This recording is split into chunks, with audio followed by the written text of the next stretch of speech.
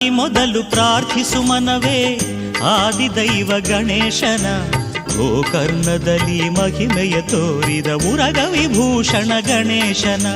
ಬೆಳಗಾಗಿ ಮೊದಲು ಪ್ರಾರ್ಥಿಸು ಮನವೇ ಆದಿದೈವ ಗಣೇಶನ, ಗೋಕರ್ಣದಲ್ಲಿ ಮಹಿಮೆಯ ತೋರಿದ ಉರಗ ವಿಭೂಷಣ ಗಣೇಶನ.